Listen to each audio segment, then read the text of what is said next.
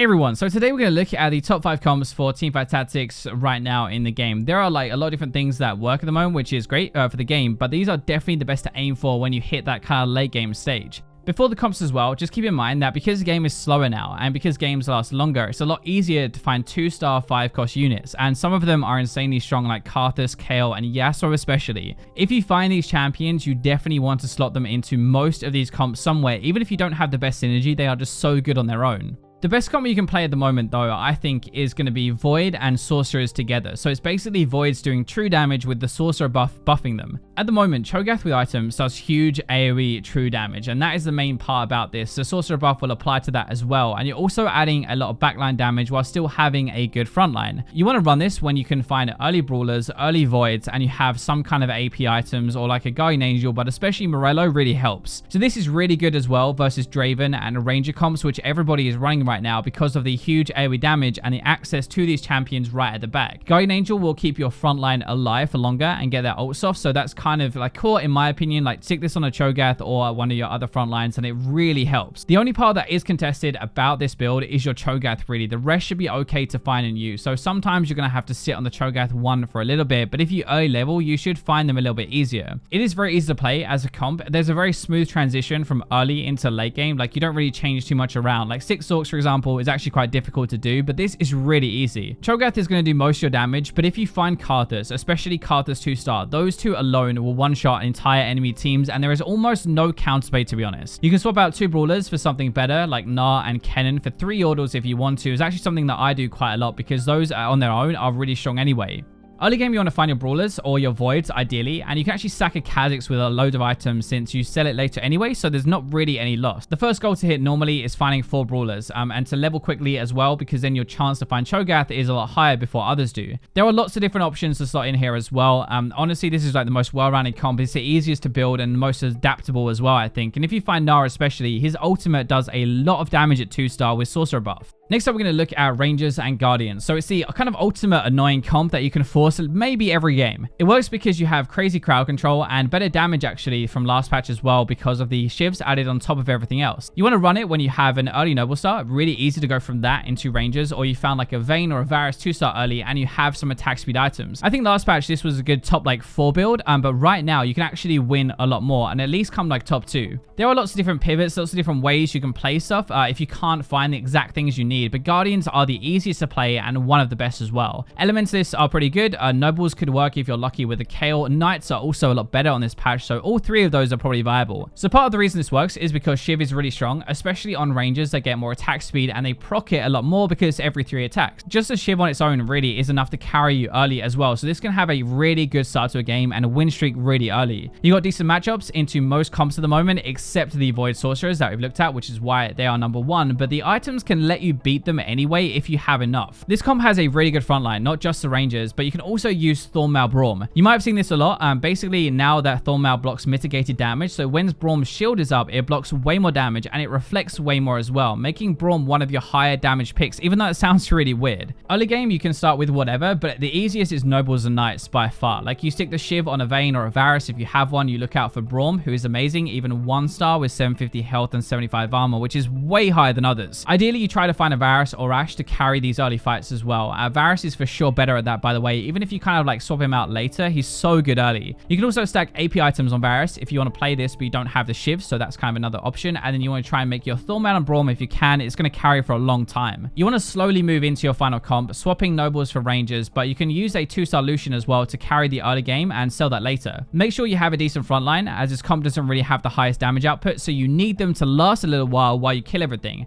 So our third comp is basically stacking a Rengar and letting him 1v9. Like you make Rengar a hyper carry with 3 items and you let him tear through the entire enemy team. He was buffed last patch and he actually does stupid damage now, especially with the rapid fire cannon and a Guardian Angel, which will let him do that twice over. It's quite easy to force this most games because all you really need is that 2-star Rengar and then you need the items after that. Rapid Fire Cannon is really good against Phantom Dancer. It's really good to extend his range as well, so he's always attacking. But Shiv would also work as well if you've used that early to get a few wins. Bloodthirster gives him amazing healing, and a Guardian Angel is just really strong at the moment anyway, but also lets you carry for a bit longer. And just a side note as well, this comp transitions amazingly well into Draven if you can fight 2-star, because these items are insane on both of them. We can talk about that comp a little bit later. Because it's just Rengar that we're really focusing on, there are a lot of different comps that you can like kind of slot this into if you wanted to. It isn't really the easiest to get first place on its own, but if you combine it with some other strong synergy, then you can definitely do it. If you run Void with 3 assassins to start with, that's probably the most like meta version of this at the moment, and it's the hardest to beat mid game. The true damage is so strong, and you have your Cho'Gath as his secondary carry with some items, which is great, and then you can actually swap into full 6 assassins later. Your Rengar will do more damage. Ideally you'll need to find another assassin to carry as well though, like a Kali. So early game you want to start with Voids or Brawlers. It's actually pretty open.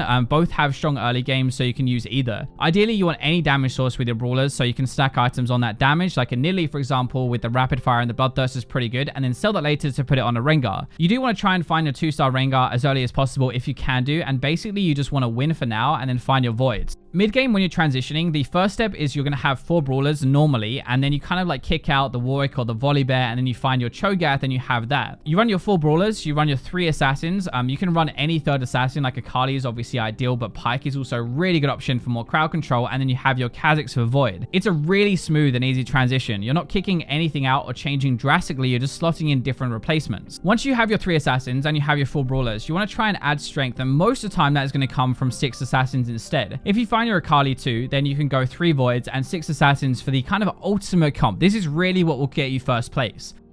I said as well, those items work really well on a Draven, so this is kind of like our 4th best comp really. You just buff a Draven and you let him go nuts and protect him. As long as you have the items for Draven, which happen to be the same for Rengar, which is really good, he can do almost all of the damage you're going to need. There are loads of different versions that you can run with this. Most of the time though, you're going to see 3 Blade Masters and 4 Imperials at the end of the game. You can start with just 2 Imperials and hope it goes onto Draven, like a 50-50 chance, right? And then surround him with stuff to buff him. Like this game I found a Draven, it wasn't ideal with the comp, but it does work. If you end up with a Yasuo and a Draven together, both 2-star by the way, you're standing a really good chance of coming first with this comp. In this patch as well, you have more choice now, which I think is really important. So Guardians are really good. They're quite common as well. So you end up running 4 Imperials and Guardian frontline. It does depend a little bit on like whether you find your Yasuo or not. But since games go later, Draven should carry for a while mid game, and then hopefully you find a Swain and a Yasuo, and you can kind of swap those in. Final comp wise, the best is like 4 Imperials and 3 Blade Masters normally, with Yasuo as a dream of course as well. Then you have Yasuo, you have your Draven, and you can pick your last Blade Master like a Shen, Aatrox, or Gangplank are all pretty good. 4 Imperials and Guardians are kind of new to this patch, but they're really strong, especially against a Ranger comp or Assassins, because they're mostly AD damage and you get a bunch of armor with Guardian. When we're looking at early game, it actually has nothing to do with it at all for this comp. Like you play whatever you want and you just try to win streak. You aim for Rapid Fire Cannon and Bloodthirster as your items, put them on somebody like a Rengar or Lucian or Vayne or Nidalee or whatever to carry for a little while. You want to rush up to level 6 or 7 and then start to roll to find your Draven as early as possible. Chances are you'll probably start to lose while you wait for your 2-star Draven, but once you find it, you'll swing back again massively, so you shouldn't worry about dropping a little bit low.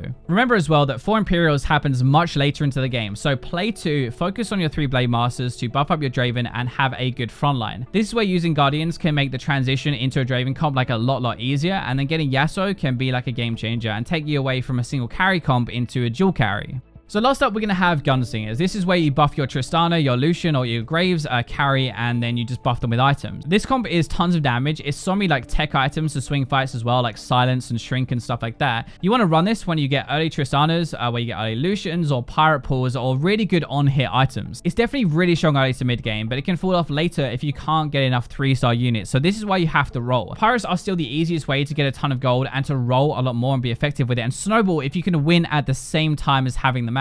This comp is more luck based than any of the others. It's more aggressive rolling as well. It's kind of like a weird play style that's very different to other comps. If you do get an early 3-star and you have good items for them, you're going to go absolutely nuts. And especially if you can make Lucian or Tristana a Blade Master with a Spatula and a recurve bow, that can let you win the game. So early game, you're looking for Tristanas, for your Graves, and some Lucians as well. Get an on-hit item to abuse and use that to get an early win streak. Red buff I think is the best for this. The damage is just so strong, but your Shrink is really good. Hush is decent, especially on Lucian. You can also put like a Morello yellow on Pike and a tier item, for example, if you run Pirate. So even without just on-hit items, it can actually work. At level 5, you want to ideally have 4 Gunslingers and Pirates active at the same time as well, which you can do with Gangplank. So if you do that, that's how you really win your mid game. Basically, though, you do have to reroll to get more Tristanas, more Lucian, more Gravespix, and get them 3-star. Otherwise, it doesn't really work. Normally, you save up your gold, and just before you hit level 5, you roll down and you look for them, so you have less chance to get rares and epics as you would at higher levels. But if you don't hit them, you sort of have to keep rolling. This is where it can go badly. If you roll and you don't hit them, it's going to suck. But if you do hit them and get your 3 stars, like that is when you can start to win and chill out a bit more and build back up your economy.